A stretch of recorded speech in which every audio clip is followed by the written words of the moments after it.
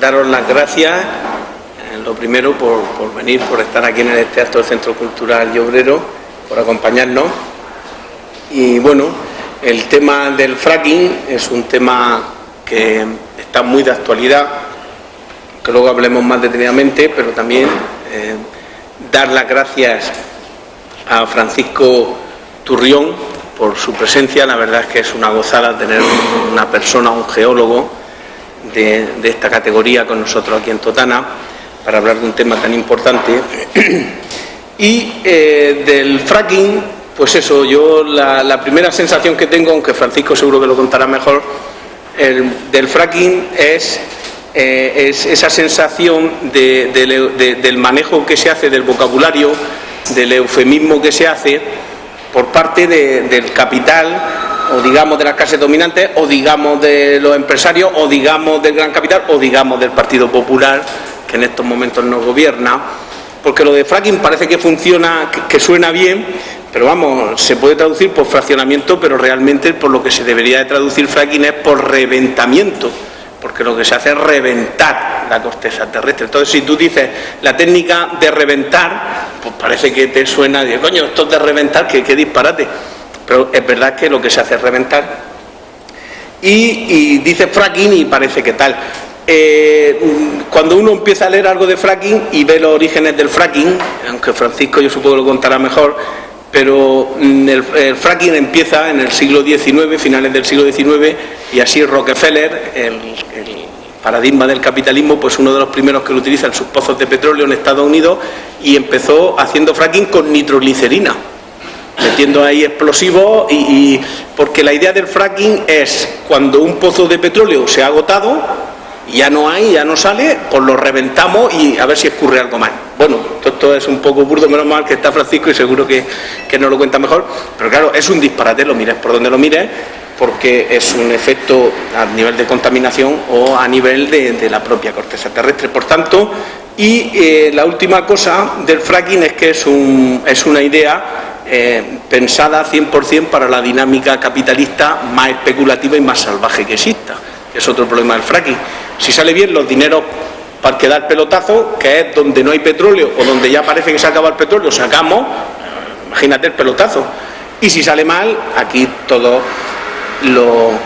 lo tendremos que pagar. Por tanto, además sin mano de obra ni nada, y llega el tío, mete tal, si sale bien, y si se contamina o algo, pues ya veremos. Y en este contexto, Juan José pues se puso en contacto con Ecologistas en Acción, ¿no? Creo. Y ellos nos ponen en contacto con Francisco Turrión, y realmente, bueno, pues yo creo que tenemos que sentirnos afortunados de que esté esta noche con nosotros aquí. Francisco Turrión es geólogo por la Universidad de Salamanca y a la misma vez también especialista en hidrogeología aplicada, en los temas del agua subterránea, y también geólogo, eso es muy importante, de la Confederación Hidrográfica del Segura, pues desde hace ya, pues eso, más de 20 años. Por tanto, es una persona muy preparada que, entre otras labores, pues por ejemplo fue el director técnico de la batería estratégica de pozos de sequía que hizo la Confederación Hidrográfica del Segura en el periodo 2005-2008. Además, pues ha hecho el director del estudio también sobre la aportación al conocimiento hidrogeológico de la ciudad de Murcia, y ha dado pues un sinfín de charlas y tal que están por aquí apuntadas, que Juan José os la envió en el email. Pues también colabora con La Verdad, da conferencias por toda la región, por Alicante, estuvo en Zaragoza también hablando de las aguas subterráneas, etcétera, etcétera. Y uno de los últimos artículos por reseñar en el diario La Verdad, el 19 de mayo, hace muy poquito, hablando del fracking, lo titulaba Jugando a la ruleta rusa. Todos sabemos lo que es la ruleta rusa, eso de que pones una bala y empieza a disparar si te toca o no te toca, en fin, totalmente de acuerdo en que el fracking es eso. Y pues nada, darte las gracias, la verdad es que vuelvo a insistir, una gozada tenerte. Empezamos a hablar, ¿no, Francisco? Sí. Y luego tú por ahí, yo paso, y luego por si hay alguna pregunta, pues ya lo vais. Yoko Ono ella hecho esta frase, ¿no? Decía, en este momento algunas personas están tratando de hacer dinero fácil y mientras tanto arruinan el futuro de este país con una cosa llamada fracking. Bueno, pues vamos a ver, como ya ha explicado Pedro, qué es el fracking y qué es su implicación en la cuenca del Segura y dónde se va a hacer. Eso que decía John Lennon y Yoko Ono, y que le preocupaba tanto, bueno, pues hay una página web en Estados Unidos donde muestra con todos los sitios donde se han producido accidentes con el tema del fracking. Es decir, es muy sencillo, se entra en esta página web y con el puntero se pincha en cualquiera de esas calaveras y podemos ver qué es lo que ha pasado allí. Desde rotura, contaminación de suelos, contaminación de agua potable, de explosiones, etc. En fin, por lo tanto, estos artistas de Estados Unidos, después de esta experiencia, como decía Pedro antes, de tantos años con el fracking, ya tienen unas consecuencias y ya han visto cuáles son esas consecuencias del fracking. Ahora, vamos a ver, exportamos esa técnica de Estados Unidos y nos la traemos a Europa. Bueno, pues curiosamente a los que estamos en contra del fracking, a los que pensamos que es un método muy arriesgado para obtener petróleo, nos ha salido un aliado, lo que yo denominaba este sábado en un artículo en La Opinión que llama los cervezoflautas. ¿Quiénes son los cervezoflautas? Pues son unos empresarios alemanes que son la patronal de la cerveza alemana. Es decir, la Asociación Cervecera Alemana le ha dicho a Angela Merkel en 6 cartas distintas de 6 ministerios que no quieren fracking. Que lo que quieren en Alemania es que haya una ley que prohíba el fracking en las fuentes cercanas al suministro de agua para la cerveza. ¿Por qué? Porque en Alemania hay una ley antiquísima, medieval, que es la ley más antigua que hay en el mundo sobre el consumo alimentario, en este caso del agua, donde tiene unos controles exhaustivos de calidad en cuanto al agua. Y en fin, estos empresarios han dicho no queremos tener riesgo de que nuestra cerveza se pudiera contaminar por las sustancias que veremos que se inyectan en el fracking y que podrían ir a las aguas subterráneas y de ahí las aguas superficiales. Por tanto, ya lo han dicho eso, la señora presidenta Angela Merkel ha dicho que hay que tener mucho cuidado con el fracking y que habrá que legislar para no contaminar las aguas. Es decir, esto ya, como vemos, no es una cosa de perroflautas, ni es una cosa de frikis, sino que aquí tenemos ya a un grupo de empresarios, un colectivo, que son los empresarios de la cerveza. Bueno, ya no solo esto, sino que los técnicos que asesoran a la señora Merkel en Alemania ya han dicho que esto del fracking no es necesario en temas de política energética y además que tiene muchos riesgos para el medio ambiente. Ya estamos hablando ya de asesores que están asesorando directamente al gobierno alemán. Bueno, Pedro ha explicado brevemente lo que es el fracking. Yo en esta primera introducción voy a decir lo que es hacer un pozo en forma de L. Primero se hace vertical y luego se hace horizontal. Cuando hemos terminado la parte horizontal se inyectan cargas explosivas, se produce una serie de explosiones porque lo que se trata es de romper o reventar la roca.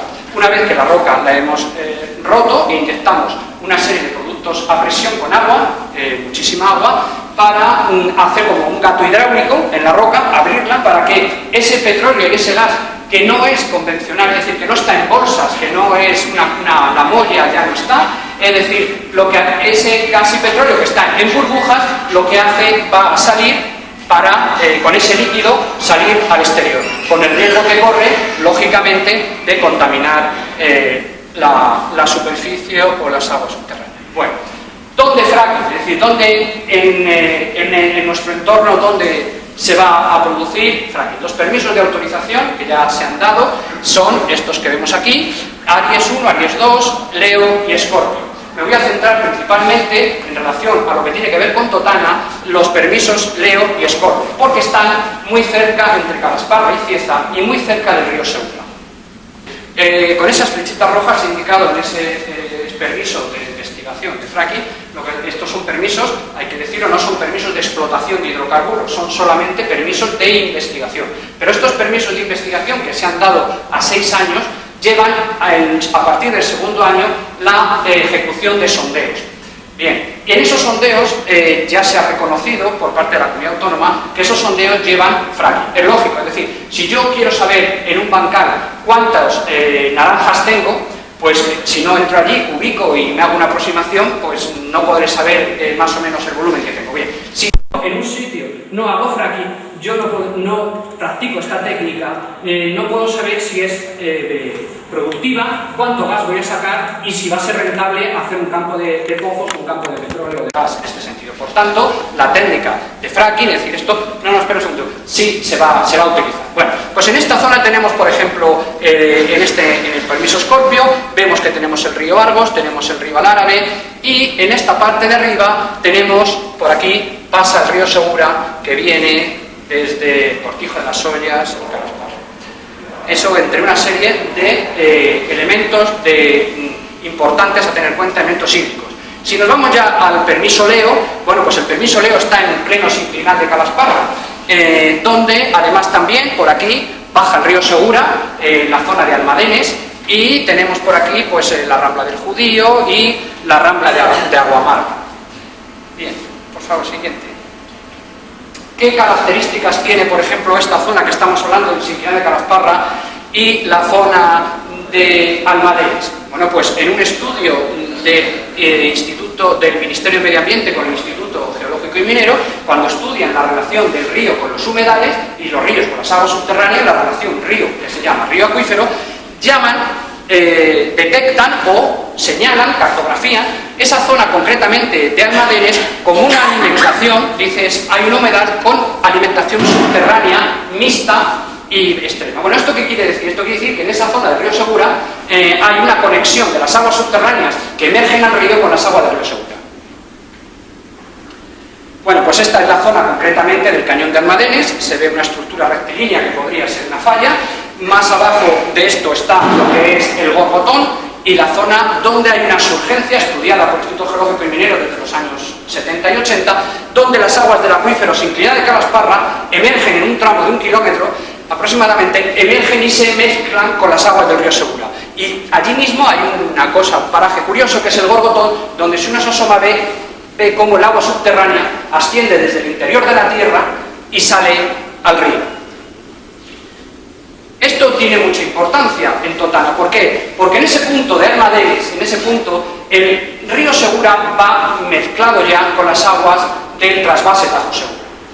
Es decir, hasta que no llegamos a la Azú de Ojos, las aguas del Segura y las que vienen del Tajo vienen mezcladas. Es decir, por la zona de Almadenes y por la zona del permiso cercano al permiso Leo y al permiso Escorpio, el agua del río Segura con la del Tajo, con su interrelación con el acuífero que tiene debajo, van a venir juntas a llegar al Azú de Ojos. En el Azú de Ojos se elevan y se transportan por el canal del trasvase hasta Totana.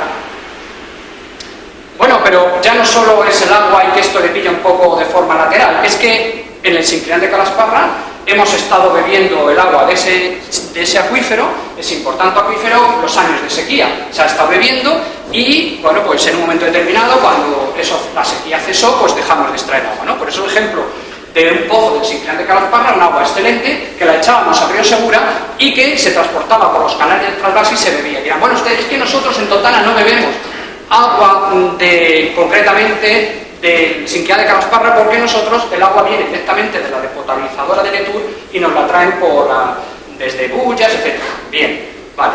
Pero sí que es cierto que lo que sí pasa por el canal del trasvase es que la Confederación pues tiene previsto estudiar una concesión de aguas subterráneas del sinclinal de Calasparra de en torno a los 9,5 millones de metros cúbicos para transportarla por este canal del trasvase hasta Mazarrón y Águilas. Es decir, sí que también ese agua del sinclinal, que pudiera verse afectada por procesos de fracking, va a vertirse al río Segura y de ahí transportarse por los canales del trasvase. Por tanto, no me queda más remedio de hablar de las aguas subterráneas de la cuenca del Segura, de la importancia, porque nos han dicho de ellas muchas cosas. Nos han dicho que son las causantes del terremoto de Lorca, que veremos que es falso. Nos han dicho que están los acuíferos sobreexplotados, nos han dicho que no tenemos agua y nos han dicho una serie de cosas que, digamos, han hecho que las aguas subterráneas las hayamos retirado del mercado. Y, hombre, curiosamente, todo esto dice, bueno, llegarán las generaciones futuras, nuestros hijos, que serán más inteligentes que nosotros, y se dan cuenta del potencial de aguas subterráneas, ¿no? Que, como contaba yo, la verdad, el año pasado, casi por estas fechas, vivimos en un mar de aguas sobre un mar de aguas subterráneas. Bueno, pues vendrán nuestros hijos. Pero el problema es que ahora mismo, si nosotros dejamos que se contamine esa reserva estratégica o esas aguas subterráneas, es que nuestros hijos, cuando se den cuenta del potencial que tienen de agua y quieran utilizarla, no van a poner porque pueden tener productos cancerígenos, mutágenos, etc. Por tanto, voy a resumir esta parte de la conferencia en 4 ideas básicas, ¿no? Una, que vivimos sobre un mar de agua subterránea que nos esconden y que no nos dejan utilizar.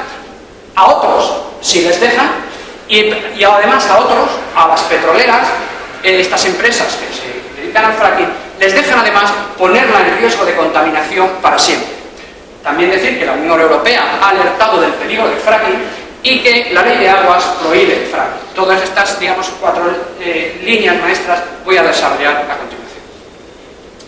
Lo primero es que en los años 70, en otra crisis económica como la actual, hubo una inversión de dinero muy importante en España en el estudio de las aguas subterráneas. Eso se llamaba el PIAS, el Segundo Plan de Desarrollo Económico y Social, donde vinieron geólogos, ingenieros de minas de otras partes de España a estudiar la cuenca del Segura, y en sus informes, sus memorias que están en internet y que se pueden descargar fácilmente, decían, por ejemplo, hablando de la cuenca del Segura, dice: se está en condiciones de afirmar con pleno conocimiento de causa que nos encontramos una de las áreas españolas más privilegiadas en cuanto a agua subterránea se refiere. Eso lo decía el ISME. Bueno, pues, oye, esto parece que no se cuenta mucho, ¿no? El plan hidrológico de la cuenca del Segura dice que el 60% del agua que baja por el río Segura es agua subterránea. Bien, pues ¿de qué agua subterránea vamos a hablar? Vamos a hablar del agua subterránea de los acuíferos confinados, que ahora explicaremos qué son. Por ejemplo, eso. Es decir, la última sequía, 2004-2008, ante que los pantanos estaban secos, al 20% estaban todos embalses de la cuenca, casi secos, del trasvase Tajo Segura vino menos de la mitad de la media, hubo que decir, hay agua. Entonces nos acordamos de la Cenicienta que estaba barriendo en su casa, es decir, nos acordamos de las aguas subterráneas. Se hicieron una batería de pozos y se confirmaron esos estudios del IGME anteriores y se descubrieron estos acuíferos confinados. Bueno, pues utilizando estas aguas subterráneas se pudo salvar los regadíos de la vega media y baja del Segura y liberar agua en cabecera para otros usos, ¿no? Esos son algunos ejemplos de los chorros de agua que se hicieron en ese momento, ¿no? Arriba a la izquierda, incluso en Moratalla, hay uno de esos pozos que es surgente, es decir, el agua sale sola y es un agua que no solo es que es potable, es embotellable, tiene la misma conductividad que cualquier agua que compramos en una tienda para beber.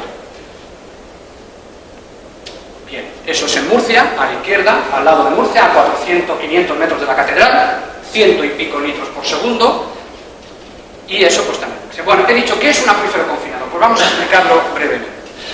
Un acuífero confinado es esto, es decir, nosotros tenemos una zona donde llueve en la montaña, donde el agua se infiltra, pero llega un momento que ese agua o bien sale por unas fuentes o, si no, se introduce en el interior de la tierra por debajo de capas impermeables, donde nosotros no tenemos acceso a ese agua, a no ser que perforemos esas capas impermeables, a veces hasta de 300 y 400 metros, incluso más, y cuando hemos perforado en esas capas, luego este agua, que tiene la misma cota o la misma presión de confinamiento, esto es como los fontaneros con el tubito de los vasos comunicantes, bueno, pues el agua aquí coge la cota que tiene la montaña, ¿no? Pues pinchamos y el agua, como conta el caso de Moratalla, puede ser surgente, es decir, el agua salir sola. Este agua que está aquí en este acuífero, dentro de esta roca, esto no es que sean agujeros, esos son calizas donde el agua circula por agujeros, se sigue moviendo y al final acaba drenándose en el mar. Es decir, es un agua, nuestra agua, que se acaba perdiendo en el mar.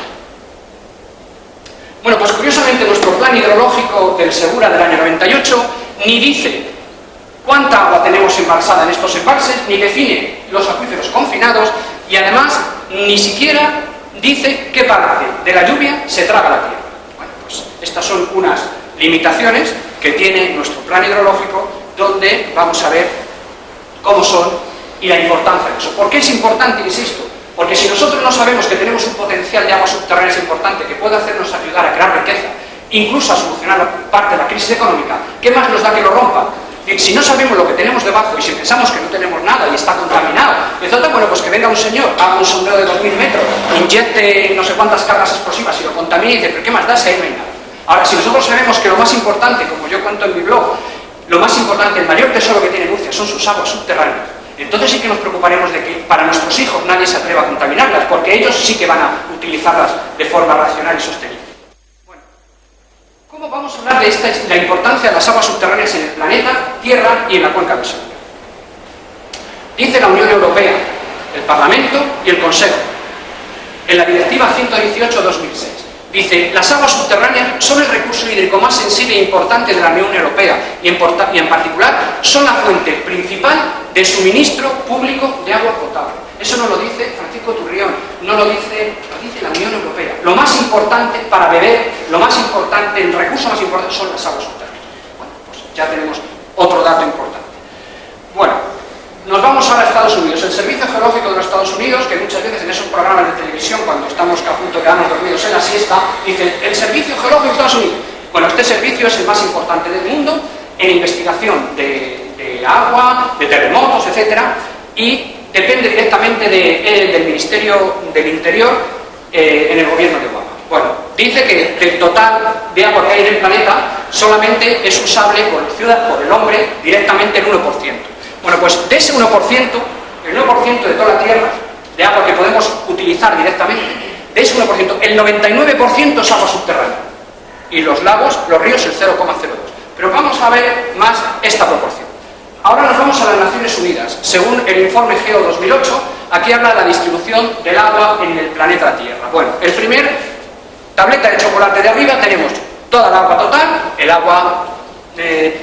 agua salada frente al agua dulce. Es solo eso. Bien, este otro trocito de la tableta de chocolate se separa en todo esto. Bueno, pues del agua dulce que hay, el 98% es agua de glaciar y el 30% es agua subterránea, el 0,8% el permafrost, el suelo helado que hay en las zonas cerca del polo, y luego solamente las aguas superficiales y la atmósfera es el 0,4%. De ese 0,4%, los ríos son el 0,8%, el 1,6%. Es decir, la proporción entre agua subterránea y ríos es entre esta chocolatina y este palito. Pero vamos a verlo gráficamente, porque esa proporción es de 1 a 5.000, es decir, por cada gota de agua que baja por un río hay 5.000 gotas de agua subterránea. Es decir, una proporción de 8.000 a 1,6. Y he traído un ejemplo para que veamos esta proporción. Esta es la proporción entre el agua subterránea del planeta Tierra, sería esta, y aquí tenemos este 1,6 de toda el agua dulce de los ríos del mundo. Yo esto me lo suelo echar así encima, no sé si tirárselo a ustedes para que vean la proporción que tengan, no creo que les moleste y me echen de totana, no sé si les he mojado, veo que se mueve. Bueno, pues ahí tienen toda el agua de todos los ríos del planeta Tierra.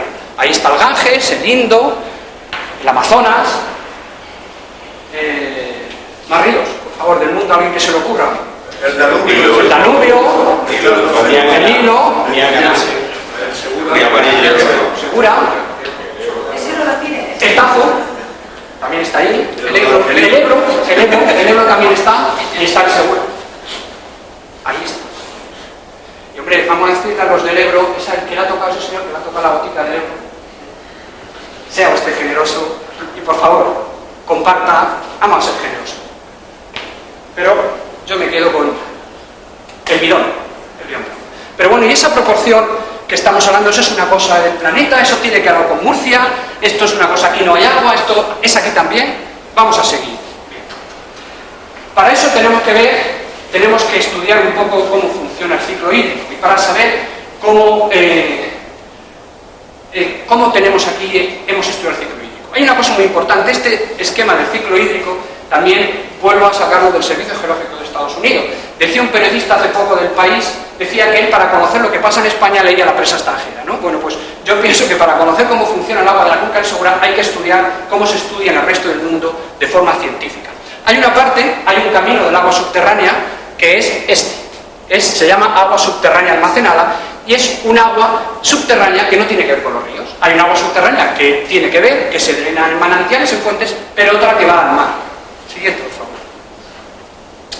Esto que dice hoy el Servicio Geológico de Estados Unidos, en España ya teníamos científicos y técnicos que lo decían en 1878, concretamente el que fuera presidente de la Real Academia de las Artes y las Ciencias de Barcelona, don Sibilo Tosi Codina, que hablaban la diferencia entre fuente y manantial. Él decía que manantial es toda corriente de agua que discurre subterránea por sus conductos naturales, y fuente es una cosa concreta de un manantial que aparece en la superficie de la Tierra, es decir, esa fuente que vemos, que todos hemos conocido, que nos lavábamos en ella, se utilizaba para lavar ropa, para regar ganado. Pero hay otro tipo de manantial que dice, si es verdad que toda fuente es un manantial, no es menos cierto que muchos manantiales corren interiormente desapercibidos por nosotros y van a perderse a grandes profundidades o al mar, sin dar origen a ninguna fuente, como no sea que trabajos de alumbramiento, es decir, de pozos, saquen ese agua. Es decir, ya en el siglo XIX Ya sabíamos en España que había dos caminos del agua subterránea. El que vemos, el que sale por el río, y el que no vemos. Bien, entonces esto es lo que decía este hombre, era lo que hemos dicho, lo que él dice, el manantial tipo fuente, que sale al exterior, y el manantial que no vemos, el que se va, acaba perdiéndose en el mar. Bueno, el que lo tiene muy claro, donde lo tienen muy claro son en las Islas Baleares. Vamos a poner el ejemplo de las Islas Baleares, la importancia que tiene aquí las aguas subterráneas. Bueno, aquí ya vemos clarísimamente que hay un agua subterránea conectada con el río y otro flujo profundo que no tiene nada que ver y que se va a dar. Siguiente, por favor. Bueno, allí en las Islas Baleares su geología no difiere mucho de la cuenca del Segura, son muchas calizas, dolomías, son rocas que son como esponjas, llenas de huecos, donde el agua se infiltra y hace oquedades, se discurre hacia el interior en cuevas y luego pues acaba migrando hacia el interior y yéndose al mar. Bien, vamos a ver cómo usan las Islas Baleares el agua subterránea. Curiosamente, en las Islas Baleares no utilizan el agua subterránea, el agua desalada para regar. Utilizan en el sector agrícola el 95 hectómetros, bueno, casi el 80% de agua que utilizan es subterránea para regar y luego reutilizada utilizan 19 hectómetros cúbicos, es decir, utilizan o agua subterránea o agua reutilizada subterránea. Y para beber, lo que es el abastecimiento, la gran parte vuelve a ser de agua subterránea, una pequeña parte es superficial y luego otra parte desalada. Es decir, allí el agua subterránea, dicen en sus estudios, dicen la importancia de las aguas subterráneas es el principal recurso hídrico de las Islas Baleares. Vamos a ver qué le pasa a la renta per cápita de las Islas Baleares, que utilizan el agua subterránea y allí no tienen trasvases y las aguas desaladas no las utilizan para. Bueno, pues la renta per cápita de las Islas Baleares está en el puesto 7 y Murcia estamos en el puesto 15. Siguiente, por favor. Una peculiaridad y una cosa curiosa. Cuando en las Islas Baleares se dice la situación hídrica de los embalses se encuentran al 90%, solo se refieren a las aguas subterráneas. Es decir, los embalses al 90% están hablando solo de acuíferos. Pero cuando hablamos en la península ibérica de cuál es la situación de los embalses, nos referimos solo a las aguas superficiales. ¿Qué es lo que pasa en un sitio y qué es lo que pasa en otro? Bueno, pues para mí cuando decimos la situación de los embalses están al 80% es una manipulación. Eso es engañar. Porque lo correcto sería la situación de los embalses superficiales están al 80% y la situación de los embalses subterráneos está al 70, al 80 o al 90. Si ocultamos el dato de los aguas subterráneas, es decir, si ocultamos el dato que hace que Baleares tenga la renta per cápita más alta que nosotros, estamos, en mi opinión, manipulando, estamos engañando. Vamos a seguir avanzando para que vean a dónde quiero llegar. ¿Cómo se calcula el agua que hay en una cuenca? El total de agua. Bueno, pues es muy fácil. Es lo que llueve menos lo que se evapotranspira. Lo que queda es nuestra agua. Siguiente. Es decir, la lluvia menos lo que llueve menos lo que se evapotranspira, es decir, la humedad que pierde el suelo de la lluvia, las plantas, etcétera, es lo que queda. Lo que queda se descompone en dos cosas: el agua que va por el río, que la conocemos porque la foramos, podemos saber la que hay, y lo que falta es el agua subterránea. Bueno, pues eso es así en todo el mundo. Pero vamos a ver aquí, en la cuenca del Segura, cómo hemos calculado eso. Siguiente. Aquí nos hemos introducido un concepto que no tiene nadie, que se llama la fracción subterránea. Vamos a ver qué es. Bueno, dice el plan hidrológico, bueno, pues en la cuenca del Segura tiene 18.800 kilómetros cuadrados y llueven 400 milímetros. Bueno, pues estos son 7.548 hectómetros. Siguiente. Sí, no te preocupes. Gracias. Bueno, dice, ahora empezamos ya a decir, dice, y que las correntías el 15%, que es la más baja de la península. Bueno, es decir, esa multiplicación sale en 1000 hectómetros. Ya lo primero que hace el plan es que no calcula la evapotranspiración real. Ya un dato que se hace en todo el mundo y aquí no se hace. Y nos hacen decir que, bueno, un dato ya está preestablecido. Pero ahora vamos a ver una cosa troncal, una cosa fundamental. ¿Qué dice el plan? Dice, de esos 1000 hectómetros que tenemos en la cuenca Segura, unos 600 serían recursos renovables procedentes de las descargas subterráneas, manantiales drenantes de acuíferos, y 400 serían fruto de las correntías superficiales. No se ve claro aquí, pero se va a ver claro en la siguiente. Es decir, frente a unos recursos hídricos renovables de 600 hectómetros, caudal correspondiente a la fracción de las correntías superficial total en régimen natural, es decir, para la cuenca del Segura, para ese plan, todo el agua subterránea que tenemos es una fracción de la que baja por el río. y son 600 hectómetros. Es decir, las aguas subterráneas no solo considera aquellas aguas que hablábamos que son lo que son fuentes, el agua subterránea que sale al exterior y sale al río. Y dice que de todo el agua del río, 2000 hectómetros, las aguas subterráneas van por el río y son 600. Solo considera un camino de las aguas subterráneas. Es decir, solo considera lo que decía don Silvino Toxicodina, esto. Pero esto no lo calcula el plan. Para el plan esto no existe.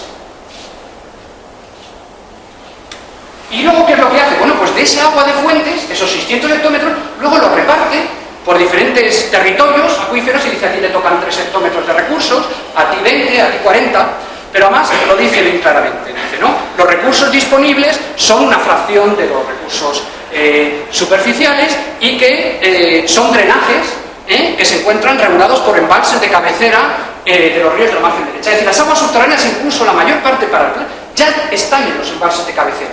Es decir, todo el camino del agua subterránea que va al mar no lo establece. Bueno, decir que el agua subterránea de la cuenca del Segura, toda ella que tenemos, baja por el río Segura, y en esos 1000 hectómetros que tenemos ya está incluida el agua subterránea, eso es un dogma. Eso es una cuestión de fe. Eso es algo de creencia. Algo que se cree o no se cree. Pero eso no es ciencia. Eso no es científico. El plan no calcula la evapotranspiración real. Como no calcula esa resta, no puede saber el segundo camino del agua subterránea, las correntías subterráneas. El plan hidrológico de la cuenca del Segura está mutilado. Le faltan manos, piernas y brazos. Le falta la evapotranspiración real para poder saber la X. Es decir, el agua nuestra que se pierde en el mar y que podemos utilizar para generar empleo y riqueza. Siguiente. Bueno, esto es como explica el Servicio Geológico de Estados Unidos a sus niños de América, cómo le explican el ciclo hídrico, cómo le explican a los niños. Les hablan de este camino del agua que va al mar, de este camino que va al mar. Y mi pregunta es, ¿enseñamos en España y concretamente en Murcia el ciclo hídrico como es de verdad? Decimos que hay una parte del agua. Eso es muy fuerte, ¿eh? Como en los colegios no estuviéramos enseñando lo que enseñan en Estados Unidos, pero en Estados Unidos, en México, en Chile, en Paraguay, en Uruguay, es decir, en el mundo entero, se enseña que hay una parte del agua subterránea que se va al mar. Es más, cuando una comité de científicos de Castellón han alegado contra el fracking en Castellón, han hablado de otro factor más, es la contaminación de las aguas marinas por los productos tóxicos que se inyecten en tierra adentro. Y aquí nosotros, nuestro plan hidrológico no dice que tengamos agua subterránea. Es decir, las auténticas aguas subterráneas no están en nuestro plan hidrológico. ¿Por qué hemos ocultado eso? Siguiente. Voy a insistir un poco más. Este es otro gráfico, ya de México, donde, como ven ustedes, se habla de los diferentes caminos de agua subterránea que van. Bueno, pues, otra cosa. Dicen, por ejemplo, los americanos, dicen, una de las cosas más importantes para saber el agua que tiene una cuenca es saber la evapotranspiración real. Y dicen, además de las precipitaciones, las lluvias, el componente más importante del presupuesto hidrológico del estudio es la evapotranspiración. Dice, los responsables de planificación y de distribución de recursos hídricos deben tener un conocimiento profundo del proceso de evapotranspiración. Y nuestro plan no lo calcula. Siguiente. Bueno, no lo calcula, pero ya estaba calculado. El libro blanco del agua, vamos a calcular nosotros esa X que falta, ese agua subterránea que se va al mar. En el libro blanco de las aguas subterráneas en 2001 se hablaba un mapa de lo que es la evapotranspiración real media. Bueno, pues yo, de 0 hectómetros que dice el plan que hay de aguas subterráneas reales, yo voy a calcular, voy a hacer un cálculo. Me voy a atrever a hacer cuánta agua tenemos sin calcular. Bueno, pues con una evapotranspiración media de 250 milímetros, bueno, se me olvidaba, el Instituto Geológico y Minero en los años 70 ya te hizo un mapa de evapotranspiración de la cuenca del Segura. Es decir, si el plan hidrológico del 98 hubiera querido, hubiera podido utilizar esa información. Siguiente. Bueno, pues con esos 250 milímetros y con unas lluvias, como dice el plan, de 400 milímetros, pues tenemos en vez de 1000, son 1800 recursos. Es decir, nos faltan por contabilizar, que tenemos nuestros 800 hectómetros más. Siguiente. Pero es que luego, esto puede ser poco. ¿Por qué? Porque nosotros, curiosamente, donde más llueve en la cuenca del Segura, que es la Sierra de Cazorla, Segura y Las Villas, en la parte del Segura, donde llueve como en Galicia, nosotros resulta que solamente tenemos un pluviómetro. Donde más llueve es donde menos datos tenemos. Hombre, si eso lo ponderáramos bien, a lo mejor resulta que en vez de 400 milímetros de media serían 420. A lo mejor esto es una exageración. Por tanto, si fueran 420, con esa misma evapotranspiración, tendríamos 1200 hectómetros nuestros. El doble de lo que decimos que tenemos. tenemos, en mi opinión, entre 800 y 1200 hectómetros que se quedan embalsados en los acuíferos, que se pueden transferir a otras cuencas o que se van a quitar. Ese agua deberíamos no dejar que se perdiera, ¿verdad? Pues bueno, si metemos esos datos en lo que es los datos que conocemos sobre los recursos de la cuenca, los gastos en agricultura, suponiendo un trasvase Tajo Segura de solo 200 hectómetros, pues resulta que en vez de tener déficit, tenemos un superávit de 223 hectómetros. ¿Puedo estar equivocado? Sí, pero ¿qué hagan los datos ellos? Porque cero no puede ser. O sea, el segundo camino del agua subterránea no puede ser cero. Podrá ser 100, 200, a lo mejor no son 800 ni 1200, pero que lo calculen, porque esa es nuestro agua. Ese agua es la que se puede contaminar con el fracking. Y esa es agua que pueden utilizar nuestros hijos para crear puestos de trabajo y riqueza, que ahora vamos a ver la importancia que tenemos de nuestra industria y nuestro desarrollo económico en la región de Murcia del agua. Siguiente. Aquí lo tenemos. Mirad, o miren. Vamos a ver la relación agua y producción hortofrutícola en la región de Murcia en lo que va del siglo XXI. La línea verde es un gráfico logarítmico. Bueno, la línea verde representa las exportaciones hortofrutícolas de Murcia en millones de euros. Observen cómo de lo que va de siglo van creciendo. Con puntitos son las exportaciones, las verdes la agroalimentaria, todo relacionado con la agroalimentación. Los puntitos blancos es la hortofrutícola, la lechuga, las hortalizas, etc. Bien. Lo naranja son las aportaciones del trasvase Tajo Segura en estos años. Observen la crisis o la sequía de los años 2004, 2005, 2006. Las aportaciones bajaron a la mitad de la media. Y en azul son las aportaciones del río Segura. Observen también en el mismo periodo de sequía cómo también bajaron. Bueno, pues ni conseguían, hemos dejado de aumentar la producción y exportación de productos hortofrutícolas y de la industria agroalimentaria. ¿Qué es lo que pasa si no tenemos menos agua, la mitad del agua, y en cambio la producción, lo que exportamos, aumentamos? No hay relación. ¿Qué es lo que hay? Bueno, aquí tenemos que hablar de un colchón, y es el colchón de las aguas subterráneas. Lo que decía, la Cenicienta, viene la sequía y entonces nos acordamos de la agua subterránea.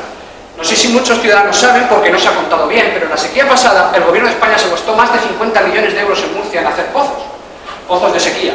Se movilizaron hasta 100 hectómetros cúbicos, es decir, la mitad de lo que venía del Tajo se sacó de la propia cuenca del Segura, y no ha pasado absolutamente nada. Los acuíferos incluso están rebosantes de agua.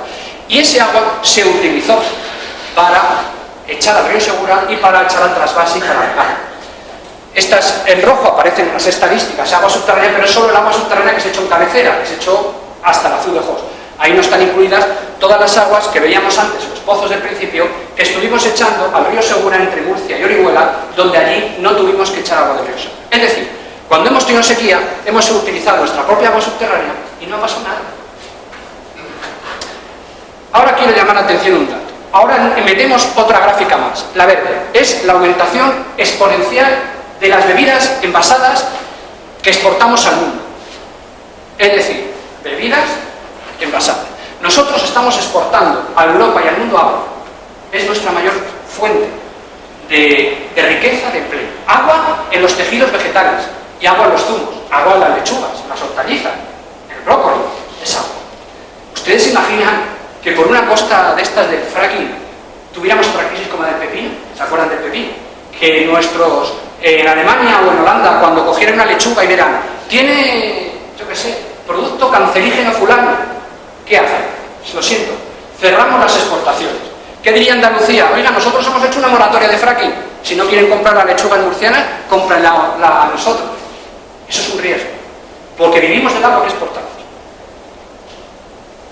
Vamos a ver esto de los acuíferos. Bueno, el Instituto Geológico y Minero en 2001, y no se ha hecho más que eso, ya decía que el grado de conocimiento de nuestros acuíferos era bajo, muy bajo, en el 67, casi en el 90% de los casos.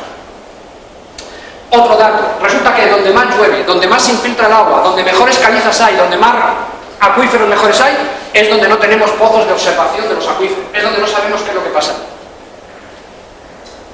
Como decíamos que pasaban las Islas Baleares, lo que era el CAPS, es decir, este agua que se infiltra, se traga en la tierra y acaba drenándose, incluso saliendo al mar. Bueno, pues todos esos ladrillitos son las zonas, según el Instituto Geológico y Minero, donde hay esas calizas, donde el agua se infiltra, donde precisamente llueve más, donde llueve como en Galicia, el agua se infiltra con unas estructuras tectónicas donde podemos infiltrar agua y tener acuíferos confinados que nos están trasladando ese agua desde la zona de cabecera, acercándonosla hacia Murcia. Bueno, esto ya lo sabía el Instituto Geológico y Minero, ya en los años 70, en aquel plan PIAS, en aquella otra crisis económica, ya vinieron, investigaron, hicieron cortes geológicos de toda la cuenca del Segura, de arriba abajo, hicieron tomografías de enteras. Y bueno, y vieron esta formación, es el Jurásico, quédense con ese nombre, la formación Chorro, caliza sidonomía jurásica, que está prácticamente virgen en toda la cuenca del Segura. Con unos recursos, es esto, en todos los dominios geológicos son calizas y dolomía, que tienen unos recursos embalsados impresionantes, que lo veremos, y donde podríamos empezar a hablar en hacernos trasvases dentro de la propia cuenca, como hace el Tahivilla, desde Nervio, desde las fuentes del nacimiento del Tahivilla, y se trae agua para beber. Podemos estudiar esas cosas, porque no estamos hablando de las fuentes del agua que sale por el río, estamos hablando de acuíferos confinados, que si no los tocamos nosotros se van a acabar yendo al mar. Podemos estudiarlo, por estudiarlo, ¿verdad? Bueno, en cuanto a las reservas almacenadas, ¿cuánto hemos dicho que tenemos entre 800 hectómetros que le entran todos los años? Pero ¿cuánto queda allí? En la cuenta, ¿cuánta agua tenemos? Bueno, pues según estos estudios del IGME, de estos estudios que se hicieron, son antiguos, pero es que se hicieron sondeos, se hicieron trabajos científicos y serios. Luego ya no se ha vuelto a hacer más, luego se han hecho refritos e interpretaciones. Pues entonces acuíferos, como poco económicamente rentable, hay 50.000 hectómetros. Es decir, 50 veces más que todos los embalses superficiales de la cuenca del Segura. ¿Hay que sobreexplotarlos? No.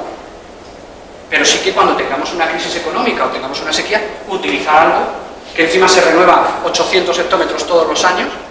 Bueno, pues el IGME ya también establecía unos dominios de estos acuíferos más sencillos donde estaban incluidos estos acuíferos confinados.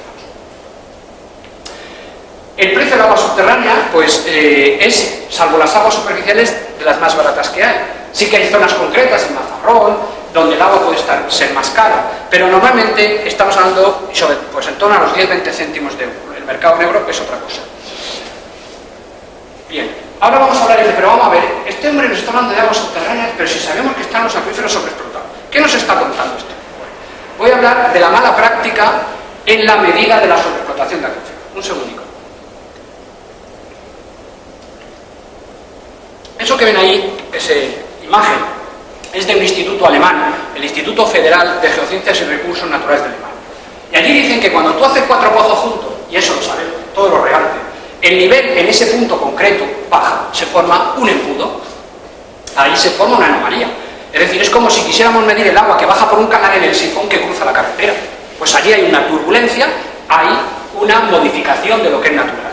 Bien, pues si quisiéramos saber la situación de un acuífero natural, normal, tendríamos que alejarnos de esos focos, ¿no? De esos puntos que están perturbados por el propio bosque. Vamos a ver, en esa gráfica que vemos ahí, pues claro, si ustedes esto lo compararan con un envase superficial y enseguida vamos a pasar esta etapa, pero esto es muy significativo, dirán, bueno, pues está claro que ese envase, eso se seca, eso no hace falta segurismo, eso va así. Yo puedo decir que estamos en el 2005, pues aquí ese acuífero se seca, porque eso si yo lo comparo con un embalse que tengo de riego, si esa tendencia va así, se seca. ¿Pero qué pasó? Precisamente en la sequía, donde menos agua, cuando no llueve, resulta que de repente el nivel sube. Muy sencillo.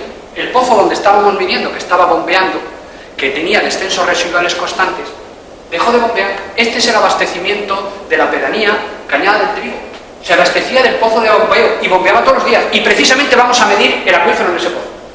Resulta que dejan de bombear allí porque cogen otro suministro de agua, y, lógicamente, dejó de sacar, y el acuífero vuelve a su nivel que tenía en el año 83. ¿Había sobreexplotación? No. Lo que había era que habíamos medido mal.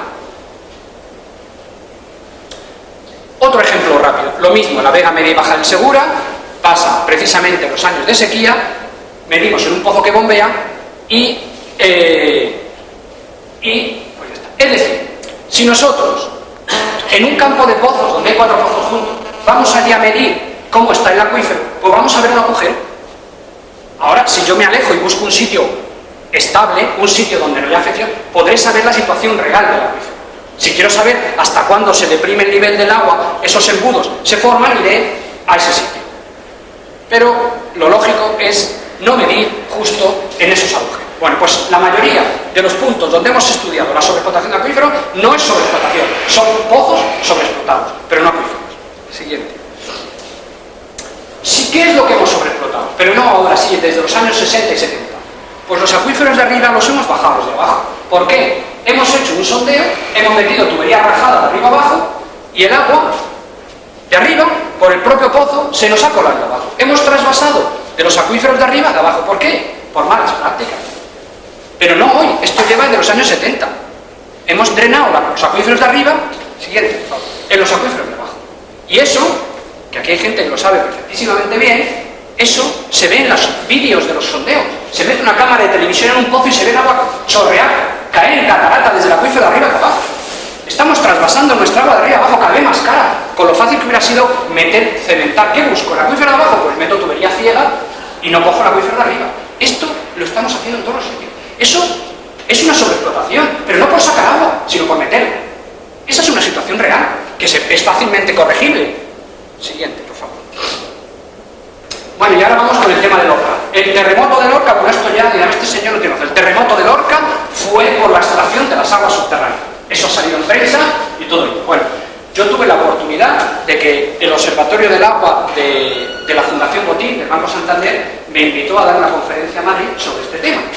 Y la Confederación Africana en ese momento me autorizó a publicar los datos de la situación de los propios puntos de observación de la zona del Guadalquivir. No he dicho antes que esos errores que hemos tomado en la medida de los acuíferos en parte se están subsanando con la nueva red, una nueva red de pozos que se han hecho para observar los acuíferos, donde en muchos casos esos pozos se han alejado de los focos de bombeo. Bueno, entonces decían, no, el Guadalentín, Totana, Alhama, Vibrilla, hasta Lorca está seco, y como está seco la falla de Lama se mueve, ¡pam!, terremoto. Bueno, vamos a ver cómo está el agua en el Guadalentín, porque si A es igual a B y B es igual a C, A es igual a C. Ahora, si A es igual a B y B es distinto de C, A ya no es igual a C, ¿verdad? Por eso yo digo que decir que el terremoto con la sobreexplotación de acuíferos es falso, porque no hay sobreexplotación de acuíferos. Siguiente. Vamos a verlo. Vamos a tomar todos esos puntos rojos de todo el Valle del Guadalentín, de arriba abajo, desde Vibrilla hasta Puerto Lumbreras. En todos esos puntos vamos a ver qué es lo que pasa. En piezómetros oficiales, no en cualquier sitio, en los datos del propio ministerio. Bueno, empezamos rápidamente. Librilla. Bueno, pues en Librilla el agua está a 30 metros. Está así desde 1986, fluctuando entre 30 a 40 metros. Es decir, ahí se ve. Este puntito es con un espejo, se ve el agua que hay en Librilla. Bueno, pues si en Librilla el relleno del Valle del Guadalentín tiene 400 metros de espesor y el agua está a 30 metros, no es que esté sobreexplotado, es que está lleno de agua. Está a reventar, está lleno hasta el metro 30. Siguiente. Ahora vamos a ver dónde está el error. Siguiente. En Alhama, el agua está a 17 metros, ahí se ve, un espejico, se ve el agua. Aquí está el sondeo de observación y el agua sube y asciende. El agua está a 17 metros. Siguiente, por favor. En Alhama. En Totana, ahí, concretamente, la salida de Adel está a 75 metros, a la cota 114. El puntito ahí que se ve, ahí está. Siguiente. Un poquito rápido para hacer. También en Totana, en Inojar, a la cota topográfica 162 y a 88 metros. Siguiente, por favor. Bien, en Lorca, vamos a Lorca, a ver qué pasa en Lorca. Lo más cerca ya de Lorca, a ver qué ha pasado. Bueno, ahí tenemos, en un piezómetro que está allí a Lorca, en 2, doble, el agua a 50 metros en un sitio, en un punto, y en otro a 51. 52 y 54 no parece, en un relleno de 400, 500 metros no parece ninguna exageración. Y así más o menos se establecen esos dos desde el año 2009. Como son nuevos, solo miden desde el 2009, y así está, estabilizando los 50 metros de profundidad. Siguiente, por favor. Bueno, vamos a ver otro, al lado del anterior, histórico. Siguiente. En Lorca, desde el año 86, desde que se midió la primera medida, está igual, en torno a 40, 50, 60 metros. ¿Dónde está la sobreexplotación? Siguiente. Esos son datos oficiales. Sí hay una sobreexplotación.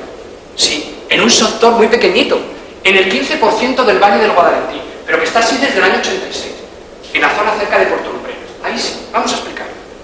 Bueno, ¿qué pasa allí? Pues allí pasa que el Valle del Guadalentín, en esa zona, está desconectado totalmente del resto del Valle del Guadalentín. Es decir, en la zona de Puerto Lumbreras hay una cubeta, una cosa, que cuando tú pasas eso, más o menos, para entenderlo, la autovía Lorca-Águilas, ahí más o menos hay un relleno impermeable que aísla lo que pasa en Puerto Lumbreras de lo que aísla desde Lorca hasta Alcantarilla. Es decir, hay una barrera que separa esta cubeta. Siguiente, por favor. Entonces, estas son las cotas topográficas. Tenemos el agua Lorca, precisamente, topográficamente la más alta, y una barrera impermeable que nos separa esa cubeta alimentada por la rambla de la Torrecilla y por la rambla de Nogalte en un 15, únicamente 15%. Resumiendo, tenemos un acuífero que está estupendamente, que no le pasa nada, desde Lorca hasta Alcantarilla, que tiene 2 niveles y que no le pasa nada. Luego tenemos, cierto, una cubeta sobreexplotada que está así desde el año 86 y que no lo hemos remediado, no la hemos solucionado, podríamos haber hecho recarga artificial y haberla rellenado. Luego, un acuífero profundo que tiene agua potable, que se ha captado algunos sondeos, y luego hemos dicho que todo el Valle del Guadalentín, por este 15%, está todo sobreexplotado. Y no se pueden autorizar pozos para regar, no se pueden autorizar pozos para usos ganaderos, etc. Siguiente, por favor. Vamos a ver ahora ya las consecuencias de este error en no estudiar las aguas subterráneas y no medirlas bien. Siguiente. Bueno, recientemente la Confederación ha publicado un artículo, o sea, un acuerdo de la Junta de Gobierno que dice que queda prohibido en la cuenca del Segura utilizar pozos comunes, esos pozos que se llaman de 7.000 metros cúbicos, para regadío. Prohibido para regar, en crisis económica. Pero eso sí, se autoriza para riegos de jardines privados o municipales. Esto parece así una cosa un poco surrealista, ¿no? Porque si el otro día leí en la prensa que el gobierno regional quería potenciar el desarrollo de la agricultura porque se veía que era el motor de desarrollo en la región de Murcia, y hemos visto, ahora resulta que la Confederación hace un acuerdo que se prohíbe regar con esos pocitos. Pero es que en otras cuencas eso no pasa. Pero en cambio, si tú tienes un jardín municipal, si eres una empresa municipal que de agua, pues sí te dejan hacer el jardín. ¿Esto qué es? ¿Pero qué es esto? Siguiente, por favor. Estos mismos pozos, se da el caso que si yo soy un señor que tiene una finca por ahí en la Higueruela, en la zona de Albacete, si mi parte de la finca, la parte que está en el Segura, yo quiero hacer un pozo para regar y no me lo autorizo. Pero si voy al pozo, la parte que queda en el Júcar, no tengo ni que pedir autorización. Lo hago y comunico que he hecho un pozo para regar. Pero si me fuera al Guadiana, no tengo que pedir autorización. Es decir, ¿de qué estamos hablando? Estos pozos son de 7.000 metros cúbicos y son pozuchillos pequeños que se controlan por el contador de una casa, que son fácilmente, que no hay fraude en eso, y que pueden ayudar al riego, por ejemplo, de un secano, a pequeñas hectáreas, que eso genera movimiento económico, genera riqueza. Siguiente. Vamos a ver lo que decía al principio. A nosotros no nos dejan utilizar el agua subterránea y a otros sí les dejan. Este verano salió una nota anuncio en el boletín oficial de la provincia de la región de Murcia, donde se le iba a autorizar a EMOASA, a la empresa municipal de aguas de Murcia, 1.250.000 metros cúbicos para riego de jardín. Eso mismo que aquí se está promocionando, es decir, 1,2 hectómetros para regar 1,5 kilómetros cuadrados de jardines. ¿Tiene que regar EMOASA jardines con agua subterránea? Claro, no va a utilizar agua de la red. Si lo único que estamos diciendo es que también los regantes y los pequeños agricultores también utilicen ese agua, porque eso genera puestos de trabajo. Vamos a hacer un cálculo.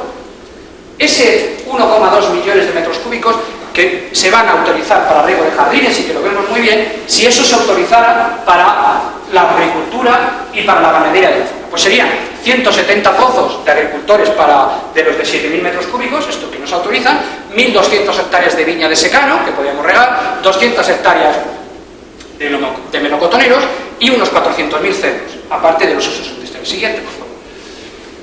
Vamos a hacer unos cálculos. Con un metro cúbico de la red municipal, pues a los agricultores o los ganaderos que se están viendo abocados en muchos casos a utilizar el agua de la red para dar de beber a los cerdos, les cuesta el metro cúbico, los 1.000 litros, 2,5 euros.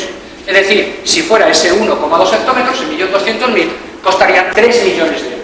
Es decir, ahora mismo eso es lo que costaría. Bien, si eso fuera de aguas subterráneas, hablando de unos 20 céntimos de euro al metro cúbico de media, estaríamos diciendo que nos gastaríamos apenas 240.000 euros, lo que supondría un ahorro de 2.760.000 euros. Bien, pero si esto no queda claro así, voy a explicar de otra manera. Es decir, ahora para un único pozo, para un agricultor, para un ganadero, con un metro cúbico de la red municipal que cuesta 2,5 euros, 7.000 metros cúbicos costarían 17.500 euros, es decir, casi 3 millones de pesetas. 7.000 metros cúbicos de agua subterránea son 20 céntimos, 1.400 euros. Es decir, a un único agricultor, a un único regante o a un único ganadero le supone al año un ahorro de 2,5 millones de las antiguas pesetas. Porque es que también la tendencia es que ahora todo aquel que se pueda enganchar de la red municipal no se la utiliza al pozo. Eso en contra de una serie de sentencias. Bien, ¿esto qué es lo que significa? Lo que estoy hablando de la importancia de las aguas subterráneas.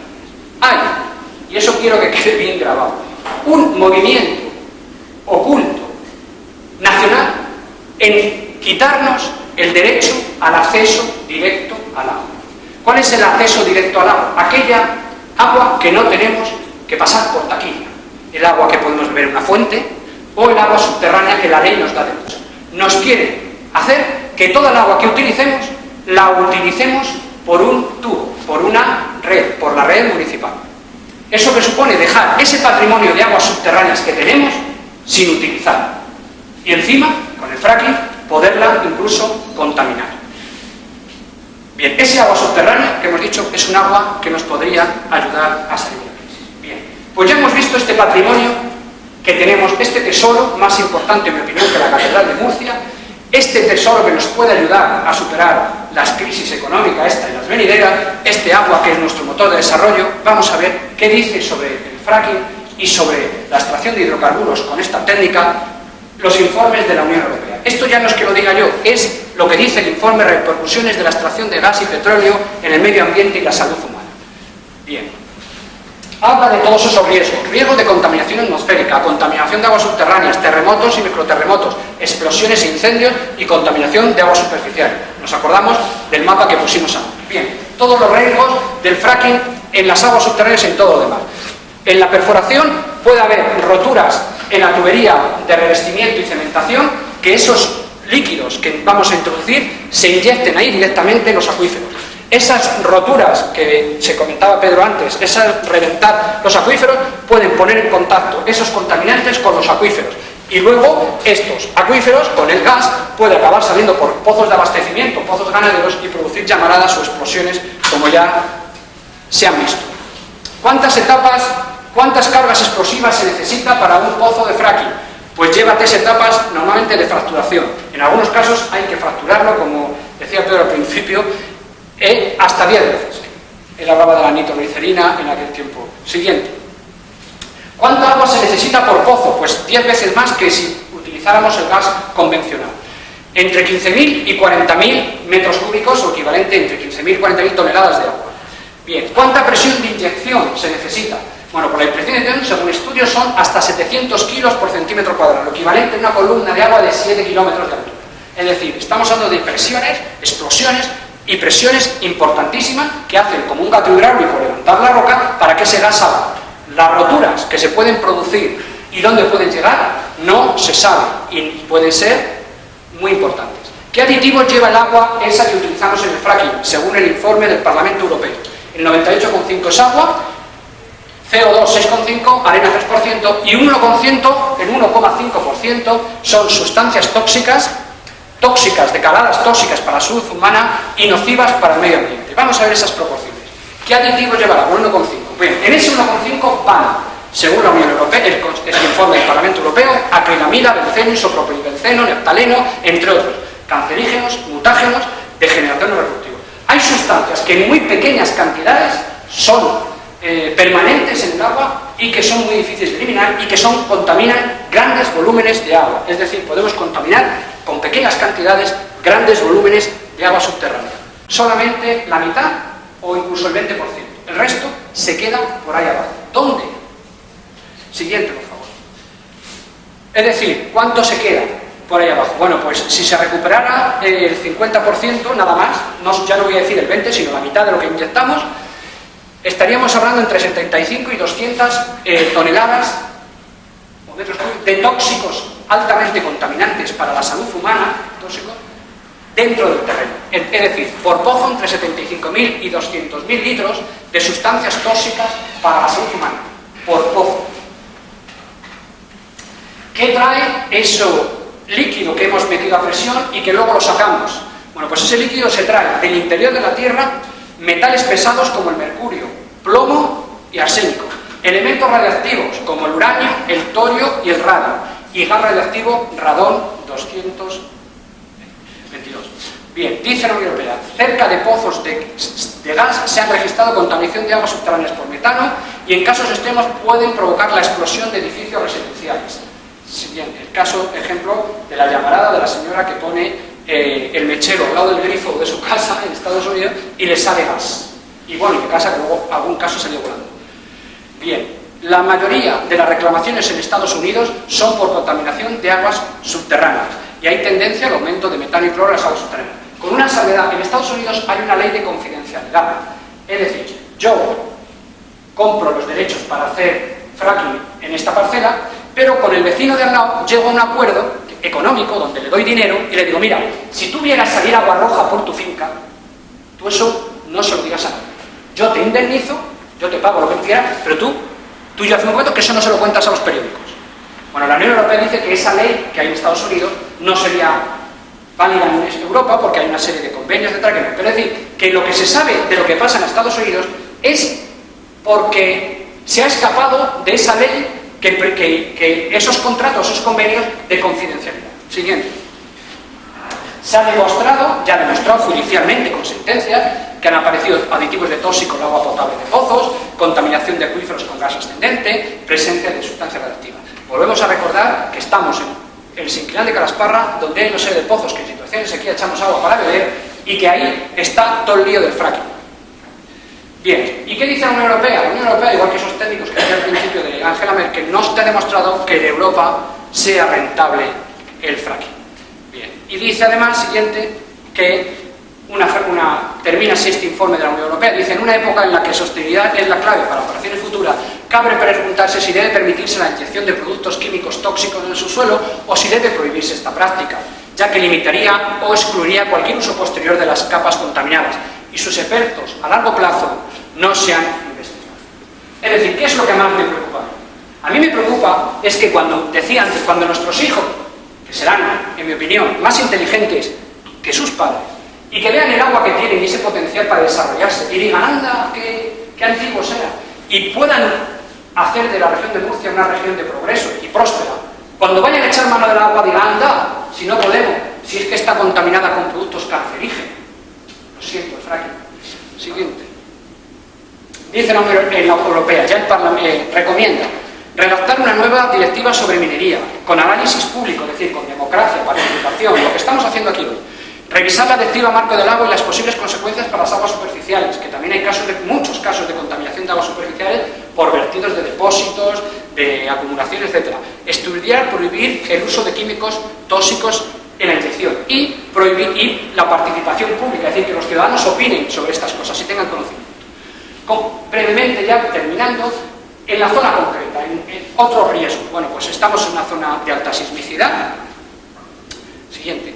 La zona de Calasparra, donde están los permisos Leo y Escorpio, es una estructura, como he dicho, es inclinal, con pliegues apretados, más que es un informe, con fallas, y la mala costumbre que tienen las fallas, como hemos visto en los acuíferos confinados, es que lo de abajo no lo suele subir el agua de forma natural arriba. De hecho, el Borbotón, como decíamos, en la zona de Almadenes, mucha agua que aparece, no solo en el Borbotón, sino en una franja del río, es agua subterránea que emerge del interior al propio río Segura. Bien, ya el Instituto Geológico y Minero había dicho que en esa zona, en gran parte de la cuenca del Segura, tenemos 5 acuíferos superpuestos, aunque el plan hidrológico hable de uno. Bien, y ya brevemente queda un minuto para decir que la ley de aguas no permite el fracking, pero eso no nos tiene que dejar tranquilos. Tenemos una ley buena, pero también teníamos una ley de costa que se ha modificado. Dice que es de dominio público hidráulico las aguas subterráneas renovables, con independencia del tiempo de renovación, y que también son dominio público del Estado, es decir, de todos los españoles, que eso lo vigila la Confederación, los acuíferos, a los efectos de actos de disposición de penetración por las aguas subterráneas. Bien, también dice que se consideran vertidos los que se realicen directamente en el terreno, el dominio público hidráulico, y que queda prohibido el vertido directo de productos residuales, salvo que se cuente con autorización. Pero esta autorización, lógicamente, no se puede dar, dice, cuando el vertido pueda dar lugar a la infiltración o almacenamiento de sustancias susceptibles no dice que contaminen, sino que pueden contaminar los acuíferos o las aguas subterráneas, solo podrán autorizarse si el estudio hidrogeológico previo demostrara su idoneidad. Es decir, la ley de aguas tiene muchas barreras a todas estas inyecciones, a todas estas contaminaciones. Y además dice otra cosa, es decir, facilita al gobierno a declarar zonas libres de fracking. Por ejemplo, el artículo 103 dice que el gobierno podrá prohibir en zonas concretas, zonas sensibles como la nuestra, donde tenemos esa relación directa con el agua que es tan importante, aquellas actividades y procesos industriales cuyos efluentes, a pesar del tratamiento que sean sometidos, puedan constituir riesgo de contaminación grave para el agua, bien sea en su funcionamiento normal o en caso de situaciones excepcionales previsibles. Pues yo entiendo que la cuenca del Segura, en aplicación de estos 103, se merecería que el gobierno de España declarara por su sensibilidad, como ha hecho el gobierno o como están asesorando al gobierno alemán, declarar zonas libres de fracking. Y creo que la cuenca del Segura sería una realidad. Y ya termino diciendo que las consecuencias de dejar por ahí abajo miles de toneladas de productos tóxicos no las sabemos. Y que, como decía Yoko Ono, termino con la misma frase que empecé, diciendo que en este momento algunas personas están tratando de hacer dinero fácil y mientras tanto arruinan el futuro de este país por una cosa llamada fracking. Eso ya pasó en Estados Unidos. No dejemos que eso pase aquí en México. Y esto es todo. Muchísimas gracias.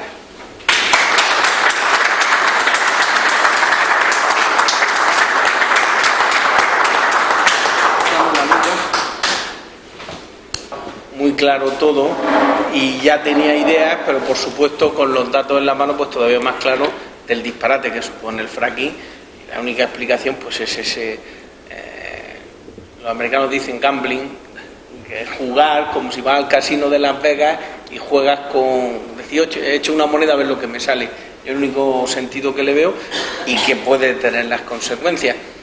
Pero a mí lo que me ha sorprendido de sobremanera es el desconocimiento que hay de las aguas subterráneas. Yo no sabía que el tema estaba tan absolutamente... Vamos, yo soy ingeniero agrónomo y tal, y he estudiado... Yo no sabía que el gobierno era tan incompetente en todo este tipo de análisis. Vamos, que por supuesto habría que contrastarlo, que también lo tuyo puede tener más o menos, pero en cualquier caso, lo que sí es verdad es que hay tal... Entonces, por ejemplo, a mí lo que me pone los pelos de punta, en el contexto de este, podemos hablar más cosas, las desaladoras son un timo. Vamos. Bueno, ahí estamos viendo el ejemplo de las Islas Baleares. La Quiero agricultura decir, no necesita. A mí, la millonada que se han gastado las desaladoras, habiendo hecho alguna, que es lo que tú planteas, pero también en términos de sequía es mucho más eficiente echar mano de esos acuíferos confinados. Pero además hay una cosa, es que precisamente en ese gráfico, justo en aquellos años de sequía, 2005-2008, no estaban hechas ninguna desaladora. De hecho, el gobierno de España, antes de hacer la desaladora, hizo los pozos. Lo que fue sorprendente es que eso no lo vendió, porque eso fue lo que solucionó la sequía. Eso es lo que hizo que las exportaciones hortofrutícolas no cayeran. Las desaladoras no estaban hechas. Y en cambio eso, algunos nos desesperábamos viendo cómo aquel gobierno, en ese caso socialista, había hecho una cosa buenísima. Había hecho esos chorros de agua que se ven. Bueno, allá en la de Murcia se veían los pozos hace poco. Y ahí yo decía, pero aquí no puede venir el ministro a bañarse en estos pozos y decir, aquí tenemos agua. Pues no lo hicieron. ¿Por qué? Pues es muy sencillo, en mi opinión, porque las aguas subterráneas son muy baratas. No hacen negocio. Es que yo creo que aquí la dinámica que se está produciendo, bueno, en todos los países capitalistas, pero en España, es ese afán en la pirámide del dinero que hay de la clase trabajadora, que somos millones y millones, que suba hacia arriba. Entonces, en la estafa de los pisos, brutal, con la hipoteca, la estafa de las preferentes, bueno, son más real, cogerte y echarte mano, pero en ese contexto ha estado toda la malversación de dineros públicos, que al final, las desaladoras que ha pasado, un montón de miles de millones, a lo mejor, ¿no?, de euros, que ahí se han metido, habrán hecho negocio el que haya hecho, supongo, las empresas, y al final, ¿qué pasa? Que va a salir de los... Por eso te digo que yo lo que más me ha sorprendido de la charla es el tema geológico, y como tú bien dices, que no haya interés, y claro, a mí me da la sensación, el PP con su modificación del 98 de la ley de agua, introduciendo el mercado del agua, el PSOE con su negocio de las desaladoras, a mí es lo que me da la sensación que lo que tú dices, que aquí lo que ocurre es que parte de los negocios que hay, por lo que se quiere hacer es hacer negocios. Es decir, aquí lo que se siembra son obras. Voy a poner un ejemplo. has hablado del pozo ese que está en Murcia, que habéis visto en el malecón, la gente haciendo footing en aquellos años, la gente se lavaba la cara con él.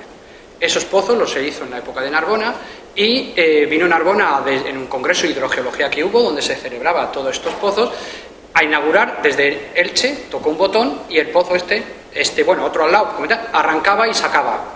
Bueno, pues ese pozo que se utilizaban para caudal ecológico, para el río, ya tenía ecología y sequía. Bueno, pues es que antes había prevista 2 años o 10 años antes una obra que era coger las aguas residuales de Murcia, aguas abajo de Murcia, subirlas por un tubo y echarlas ahí. ¿Tú crees que esa obra se suspendió porque ya estaba hecha la de los pozos? No. Ahora se está terminando ese tubo de coger aguas residuales que vienen aguas abajo de Murcia, tal. Los pozos están hechos, solo hay que tocar un botón. El dinero está invertido, es hacer clic y salen 500 litros por segundo de caudal ecológico al río Segura, de agua cristalina. Que yo he visto en el río Segura carpas, pero desde el puente de la Cruz Roja, en esos veranos de sequía, he visto un agua como no la he visto nunca. El tubo se ha hecho, 11 creo que han sido 9 millones de euros, se ha hecho igual. Ahora el otro día leíamos en la prensa que las nutrias están a punto de llegar a Murcia, algo arriba. Cuando venga esa agua residual por ese tubo, bueno, yo creo que no va a funcionar porque vale una pasta el bombear el agua. La energía, claro, eso la pagamos. Pero si tú ya tienes la solución, ¿por qué has hecho otra obra?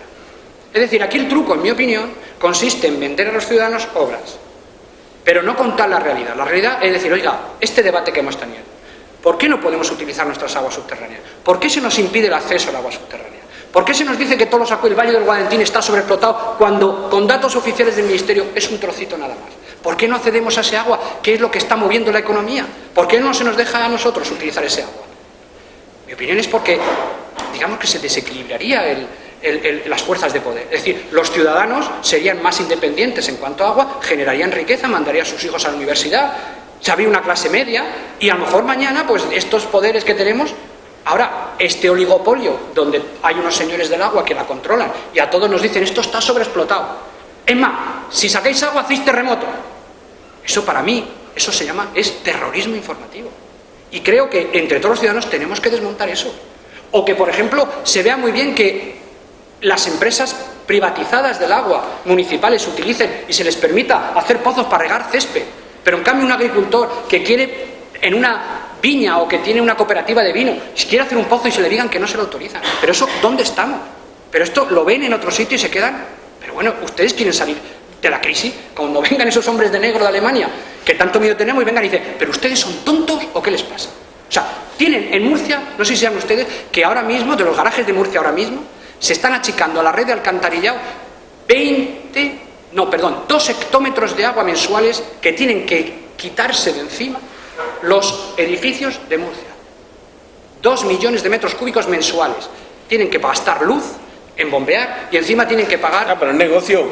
Claro, negocio decir, para la hidroeléctrica. Murcia ahora mismo es sobre un pantano y tienen que sacar agua.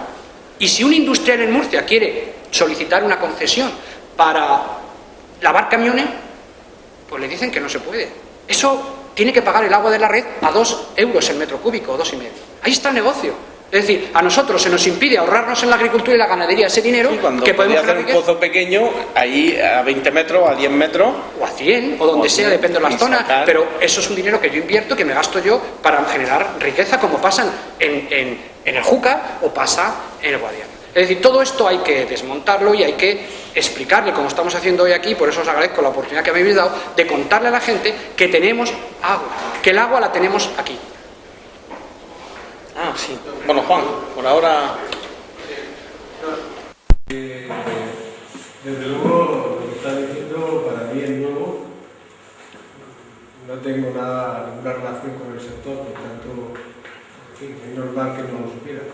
Pero es demoledor por varias razones. Primero, porque, según has dicho, en otras cuencas, en otros ríos, se permite. ¿Por qué en Murcia no? Es decir, también allí habrá intereses privados en todas esas zonas de España. ¿Por qué allí sí y allí no? Lo segundo, ¿cuál es la posición oficial de la Confederación? Y lo tercero, que a lo mejor no es que no lo saben, ¿qué coño hacen las comunidades de regantes de los 40 municipios de Murcia? Con respecto, voy a empezar por la segunda. Con respecto a la conversación, yo como hablo a título individual aquí personal, no voy a pronunciarme sobre ningún tema, ¿no? Sobre la conversación, sobre este tema. Esto es un acuerdo de la Junta de Gobierno de julio y, en fin. ¿Por qué se hace, la primera pregunta que decías, a qué se debía eso? Que en Murcia sí y el lado... Pues vamos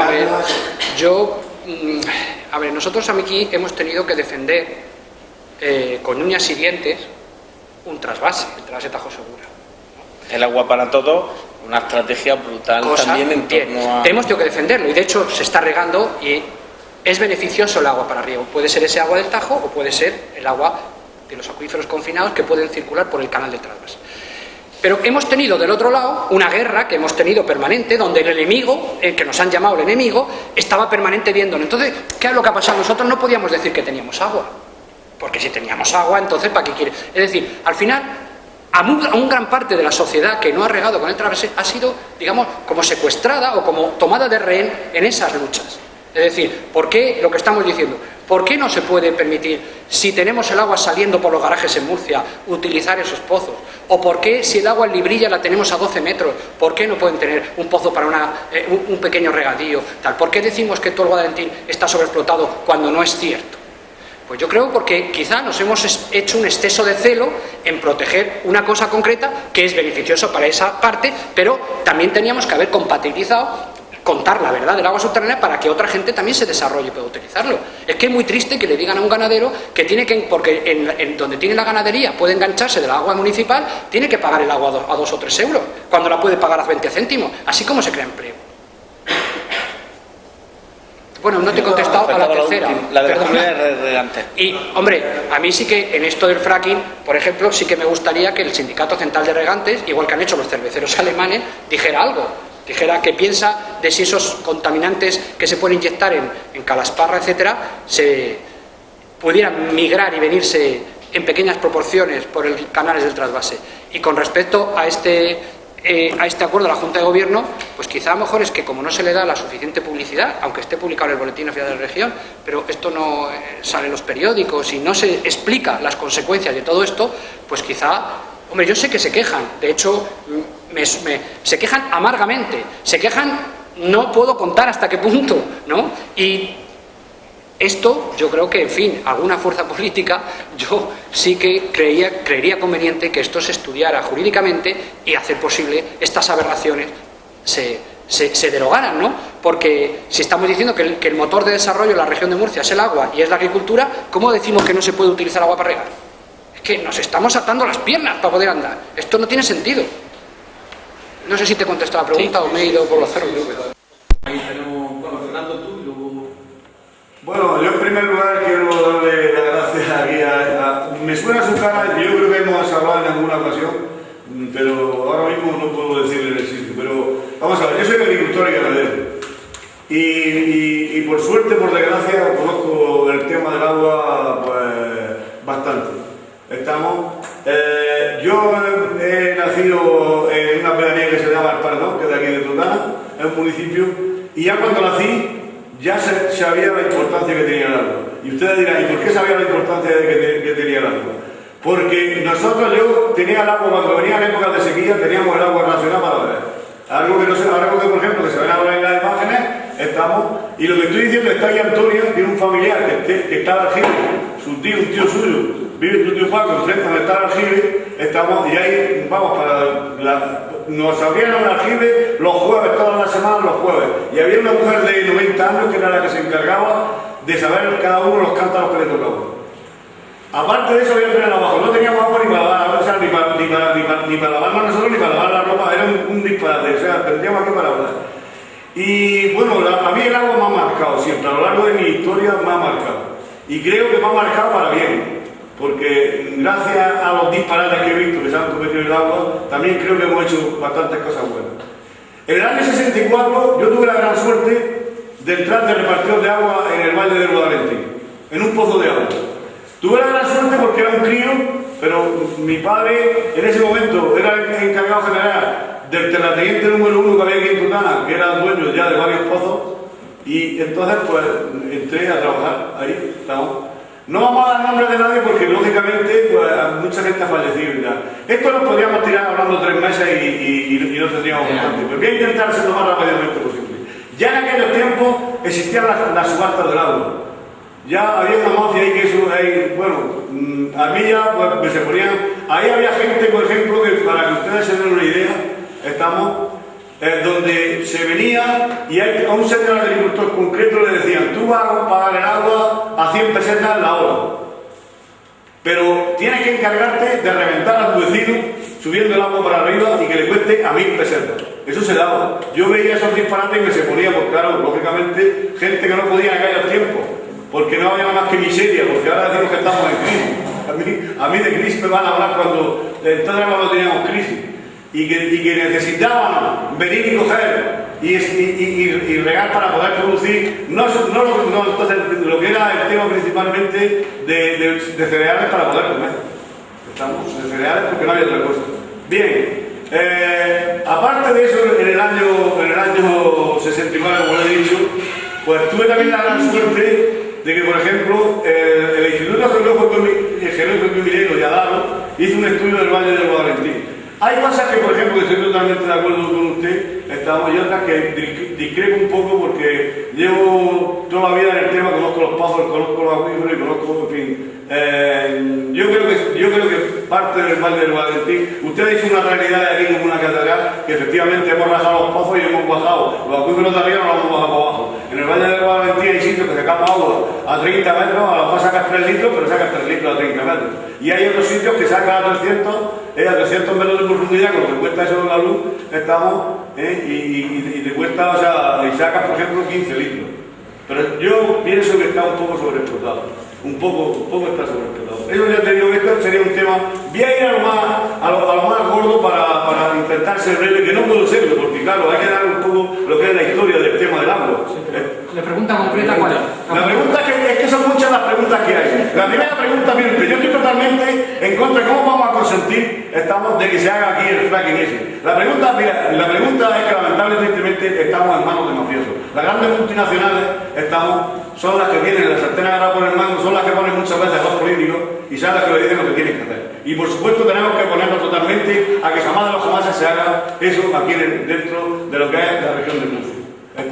Y otra más lo que le tengo que decirle es que, mire, he conocido desde, por ejemplo, conozco porque aparte de soy cooperativista y estoy metido en varios pozos del agua del Valle del Guadalquivir, porque tuvimos la suerte de que tenemos la subasta, pero tuvimos que hacernos a cargo nosotros después los agricultores y los ganaderos de esos pozos. Pero aquí en Totana concretamente, Totana, Alhama y Brilla, para que usted se dé cuenta hasta dónde está la mafia de lo que es, en fin, el tema del agua, y no voy a dar nombres, porque claro, no tengo ganas, no es que le tenga yo vida ahí, yo ya con la edad que tengo no tengo ningún problema.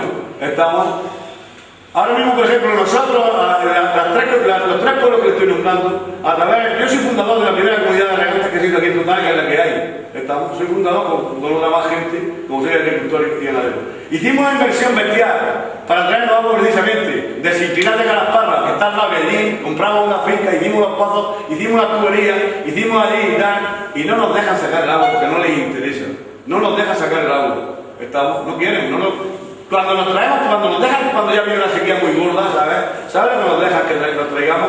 Vienen y cogen y dicen: usted le vamos a dar 3 millones de metros cúbicos a las 3 comunidades. Pero como resulta que hay que repartir por todo, ustedes en vez de pillar 3 millones que han hecho la inversión, van a pillar 1. El resto se lo tenemos que repartir al resto de las comunidades que no han hecho ninguna inversión. Ustedes, por ejemplo, Riego de Levante, el campo Cartagena, le dicen: aquí tienen ustedes 5.500 metros de agua por año y hectáreas. Nosotros aquí en el Valle del Guadalentín 2.400. Usted lo dice bien claramente. La única, ahora mismo vamos a ser realistas. Aquí, mire, nosotros somos competitivos en Europa en el tema de la agricultura y la ganadería. No tenemos otra cosa, porque vamos, ya hemos visto lo que ha pasado con el pelotazo de la construcción. Si no hacen viviendas por todos lados, vamos a tener esta y la gente. Y no había nada más que chorizo y corruptos, y por qué vamos a seguir hablando de la cuestión. Entonces lo que tenemos que hacer es, una puñetera vez, a ver si somos capaces de hacer un pacto de Estado por el tema del agua. Y hay que hacer como hacen, por ejemplo, en Israel, como hacen en Estados Unidos, que, por ejemplo, primeramente hay que el agua que cae del cielo, el agua que va por los ríos. Después hay que venir y peligro que hay en gastar en agua subterránea. Y por último, estamos las desaladoras. Si aquí, por ejemplo, esto me decía mi abuelo, que nació en el 1868, que esto era Costa Seca, no era la región de Murcia, esto era Costa Seca. Yo, o sea, le he dicho que donde me crié, donde nací, estamos aquí. Déjame que le cuente un poquito, ¿ya? Porque es que habrá más gente que quiere. Sí, bueno, sí. Respecto al Alto Valentín, ya le he dicho que hay una zona donde está sobreexplotado, es decir, el agua está a 250 metros de 200, le he dicho, el 15% del valle. Con respecto a que hay pozos que puenten el agua cerca, le he hablado del gráfico ese donde se ve en los acuíferos confinados, cuando tengo muchos pozos juntos, hay zonas concretas donde se producen embudos piezométricos. Con respecto a todo lo que ha dado los datos, yo no quiero entrar porque, en fin, son cosas que yo no puedo comentar. Y, hombre, le he explicado el tema de la proporción del agua subterránea y el agua dulce. Creo que tenemos que empezar a visualizar, que no la vemos, el agua subterránea que tenemos, porque es que no la vemos. Es decir, es un agua que, como no está visible, no la vemos. Pero lo repito, por ejemplo, el ejemplo de Murcia, donde se tienen que deshacer de ella. Sé perfectamente. Bien. O sea, el tema lo conozco perfectamente. Si no le importa. La última Pirsi, que esto va a reventar, ¿eh? Yo, como le he dicho, Arriba, en un montón de comunidades, por ser fundador de ellas, estamos donde me he dejado la piel, tanto cooperativas de comercialización de todo tipo. Un montón. Usted sabe esta mañana donde hemos estado los 4 agricultores de aquí de Totana. Por explotar, que nos tratan, bueno, nos tratan de delincuentes, nos tratan de todo. Pozos que estamos con números y señales, 50 años hechos. Sacando el agua, ¿sabe usted? Tenemos una multa, esto vamos, y esto explotará porque esos pozos le afectan a mucha gente de la calle aquí. Y ahora de verdad, ¿usted sabe la multa que nos han puesto? ¿De cuántas? ¿Qué quiere que le diga la cuantía? Aproximadamente de 1 millón de euros. 1 millón de euros. Por ser unos delincuentes que estamos explotando, o sea que hemos sacado más agua que llevamos 50 años sacando. De todas formas, eso puede tener algún abogado. No, tenemos un abogado y tenemos tal, pero es que lo que no podemos salir ahora mismo porque si salimos en los medios de comunicación y si decimos todo lo que hay que decir. Hemos venido a hablar. Perdone, sí, lo entiendo perfectamente. Es que estoy encendido. Está claro, y lo que también nos ha dicho Francisco, y a nadie se le escapa los millones de euros. Bueno, pero eso ya será de objeto de eso es lo que otra estamos charla. intentando, Pero cada uno contando su verdad. Lo que sí está claro es que el tema los pozos, la luz, lo que mueve los millones, y esos intereses, lo que no puede ser es que estén en manos de unos pocos. Pero eso es otra cosa. Y luego seguiremos hablando. Ya está, vamos. La última, porque si no... Sí, que sí está claro. No, por Dios. No, está claro, sí, sí. Y con el fracking ya el colmo. Usted es el que se merece un monumento, no yo. Con lo bien que habla. Bueno, vale, Fernando. La mafia. Venga, Fernando, gracias. De todas maneras, rápidamente, Pichi, José y Antonio. Pichi. Bueno, yo una pregunta. Dicen que aquí en el valle hay mucha agua. Yo lo pongo en duda. ¿Cómo, perdón? Que dicen que en el valle hay mucha agua, ¿no? Yo en la zona de Totana de Alama, no le voy a decir que es mentira, pero yo no la veo. Cuando era joven sí la veía. Yo no lo digo, lo dicen los piezómetros Es oficiales. que llega tarde. Vale. A lo mejor ya te vendrá antes. Pero para sacar agua, me dices tú, ¿cuántos metros teníamos que bajar? Porque es que el otro día se comentaba por ahí que a 1000 metros había mucha agua ahí. Mire, le voy a dar un dato rápido. Es muy probable que uno de los sondeos que se hayan hecho de investigación de petróleo en Calasparra haya cortado agua a 1300 metros urgente, sale sola. Le he puesto el caso de Totana, de Moratalla, donde el agua sale sola. Y he explicado cómo se demuestra lo que pasa en los acuíferos confinados cuando tengo 5 o 6 pozos juntos bombeando a la vez. Lo que genero en ese punto es un embudo. Es decir, yo genero un embudo. Si te vas al lado, sí hay. Pero si tú te separas, te quitas del tapón de la bañera. Es decir, entonces confundimos el embudo, lo que pasa en un sifón que cruza la carretera, con la situación del canal con normalidad. Pero eso ya lo he explicado, etc. Bien, es decir, los datos de piezómetros que no están afectados por bombeo, que no están bombeando, dicen que el agua en Alama está en Librilla hasta 12 metros, a 20, 30, 50, 80 aquí, etc. Y así llevan desde los años 80. Son datos científicos de redes oficiales y esa es la situación. No termina de haber voluntad de arreglar las cosas y un poco lo que dice Fernando de la mafia. José. A ver, había... Bueno, José y luego Antonio. Quería hablar un poco de la mafia que existe alrededor del agua. Sí, pero es que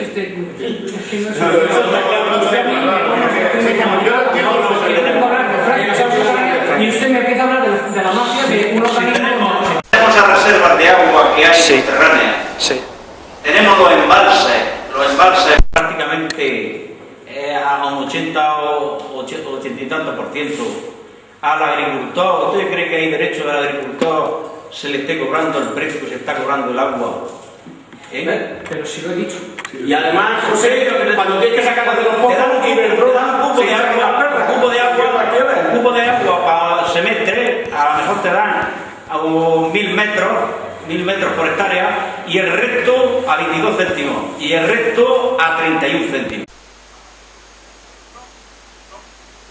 Al clima que hay aquí, pero nosotros no podemos ser competitivos con los valencianos ni de otras zonas, porque estamos pagando el agua a precio de oro. Estamos diciendo que Perdone, pero estamos diciendo que si utilizáramos las aguas subterráneas, el precio bajaría. Habría que verlo también. Y seríamos más competitivos que ellos. Antonio. Me sorprendió mucho que estaba ahí siempre. Eso de que se iban mal, no, pensaba que si se hacían muchas cosas se acababa, que sería larguísimo, que se volviera ya. No había nunca visto ningún esquema. El agua subterránea se lleva. Eso una cosa. Y otra cosa que no sé por qué se hace el fracking. ¿Cuál es el motivo para hacerlo? No sé si lo has explicado y no lo he entendido. Hablan de una burbuja. Vamos a ver. En Estados Unidos lo que se ve es que el gas esquisto está a punto, digamos, de su curva empezar a agotarse. Esto es como todo. Lo voy a explicar. Cuando las casas, la burbuja inmobiliaria, cuando la gente y los precios cada día subían más, lo interesante era vender. Bueno, pues dicen que a lo mejor algunas empresas, al solicitar estos permisos por aquí en Europa, tratan de convencer a sus accionistas de que esto va a ser un negocio estupendo y tal. Ese, como decía, dice, mi empresa va muy bien, por tanto vendo las acciones, ¿no? Dice, mi empresa es estupenda, pero yo mis acciones las vendo. Bueno, pues dicen que también pretenden eso, ¿no? No lo sé, quizá porque aquí hay una permisividad muy grande, no hay muchos precintos o vallas a la contaminación, tenemos 2 oleoductos que hemos autorizado pasar por debajo de las aguas del Cenajo en la zona del puente de Híjar, y esas cosas las vemos normales. Y a alguien habrá dicho, a lo mejor a alguien le han dicho que en Murcia no hay agua subterránea y no va a pasar nada y no va a haber contaminación de nada, yo qué sé.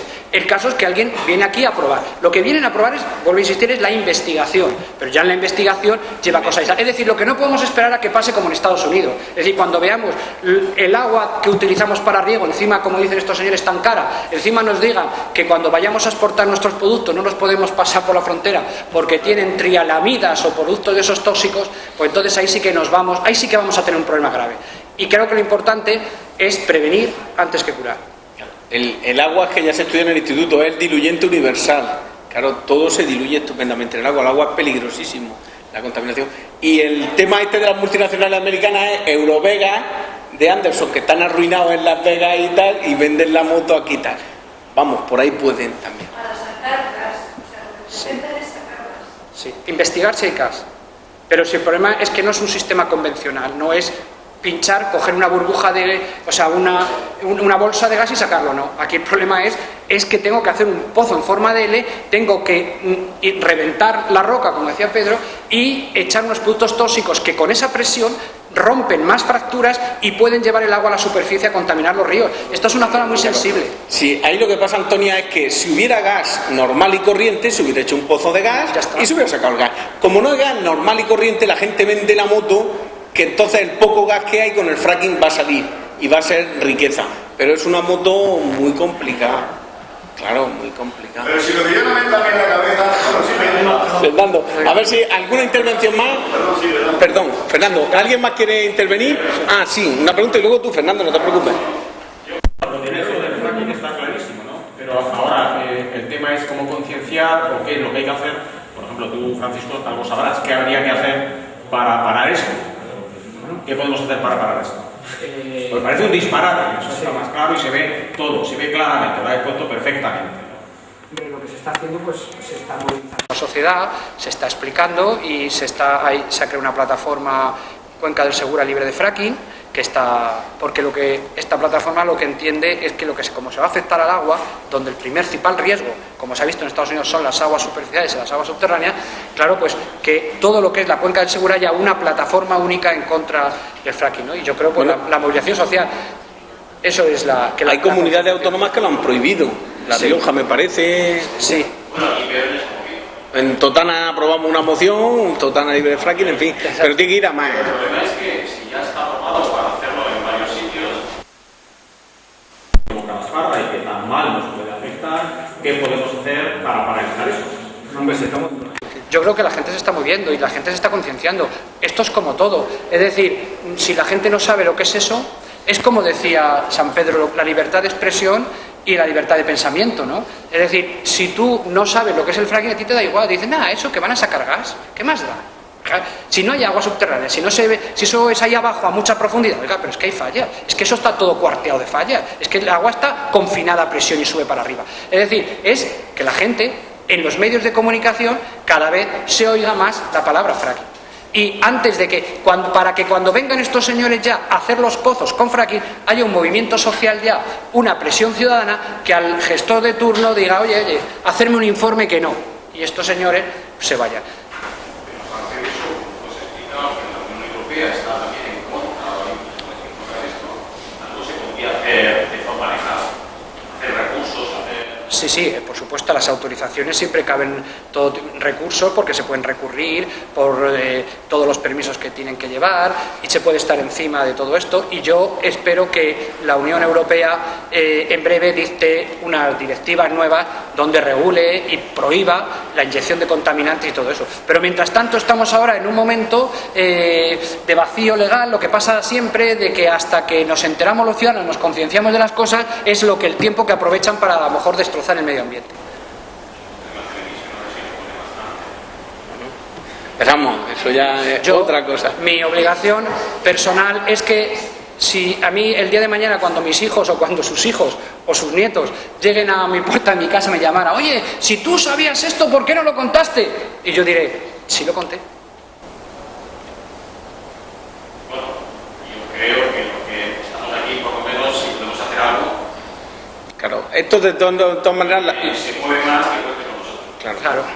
La cobertura ideológica que hay para todos estos disparates también es la crisis. Es decir, bueno, eso. Como tal... Queremos dar hablando, pero no eso debe terminar. Sí. Porque esto no solo es gasto, sino que se tiene que ver en muchos sitios. Sí. Entonces, Bueno, pues seguimos. Yo doy las gracias a toda la gente por... Sí. En relación con los acuíferos, sí.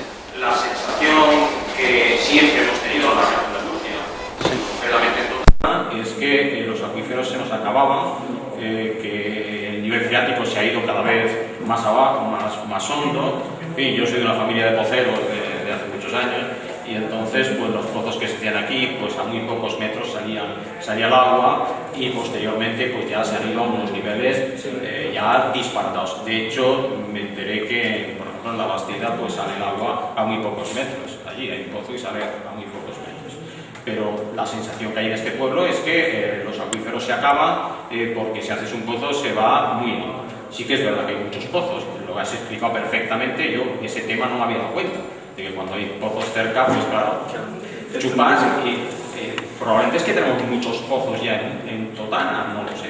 Lo digo porque esos sondeos que habéis hecho y que ahora sabéis que hay un nivel de 80 metros, deberán de estar bastante lejos de pozos, digo yo, de los pozos que tenemos. Sí, es que, a ver, si no solo hay que sacar el agua de Totana para Salutana, es que podemos sacar el agua de otro sitio. Es decir, buscamos esos acuíferos confinados y hacemos trasvases internos. Pero no de agua superficial que sequemos un río, sino utilizar el Jurásico desconectado de los ríos y traernos por un tubo. Fija, es que se inclina eso. Y después se carga el acuífero cuando viene la inundación. Sí, señor. En Cartagena, pues encontrarse hacer una obra y salir agua. Y la han dejado que se vaya. Sí, señor. Es más, el tanque de tormenta, los tanques que quería coger. Sí, pero además, cuando han hecho unos tanques en Cartagena para recoger las aguas de tormenta, han tenido dificultades de la cantidad de agua subterránea que tenía. Es decir, esto es la misma mentira como las renovables y las eléctricas. Es decir, hay un lobby que pretende que no utilicemos ni las renovables, ni la eólica, ni el gas para seguir... Pues aquí es lo mismo. aquí hay un lobby que es el lobby de la construcción, que quiere que sigamos creyendo que la única solución para el agua es los trasvases, las presas y las desaladoras. Y la hidroeléctrica,